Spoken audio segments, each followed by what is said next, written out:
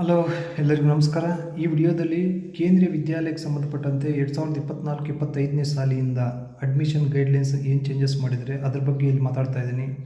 Okay, compare to the previous years, Kendriya ವಿದ್ಯಾಲಯದಲ್ಲಿ ಈ ವರ್ಷದಿಂದ ಇಂಟೇಕ್ನ ರಿಡ್ಯೂಸ್ ಮಾಡಿದರೆ 40ರಿಂದ 32 ಮಾಡಿದರೆ ಇಂಟೇಕು ಈಚ್ ಸೆಕ್ಷನ್ನು. ಅದ್ರ ಜೊತೆಗೆ KV to KV transfer, okay, category 1, 2, 3, 4, 5 ಏನಿತ್ತು ಇದರಲ್ಲಿ ಬರೀ 2 ಕ್ಯಾಟಗಿರೀಸ್ ಮಾತ್ರ. ಈ ಸೆಂಟ್ರಲ್ ಗೌರ್ಮೆಂಟಲ್ಲಿ ಏನು ಬರ್ತವೆ ಬರೀ 2 ಕ್ಯಾಟಗಿರೀಸ್ ಮಾತ್ರ KV to KV ಟ್ರಾನ್ಸ್ಫರ್ ಕೊಟ್ಬಿಟ್ಟು ಮಿಕ್ಕಿದ್ದು ಸ್ಟೇಟ್ ಗೌರ್ಮೆಂಟ್ ಎಂಪ್ಲಾಯೀಸ್ ಮಕ್ಕಳು ಕ್ಯಾಟಗಿರಿ 3 ಬರ್ತಾರೆ. ಅದರಲ್ಲಿ ಬೋರ್ಡ್ಸ್ KSRTC KPTC ಎಲ್ಲ ಬೋರ್ಡ್ಸ್ ಬರ್ತಾವಲ್ಲ, ಅದು ಕ್ಯಾಟಗಿರಿ 4 ಬರುತ್ತೆ.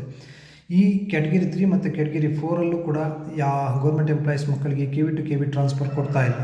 ಓಕೆ, ಇದು ಮೇಜರ್ ಡ್ರಾಬ್ಯಾಕು.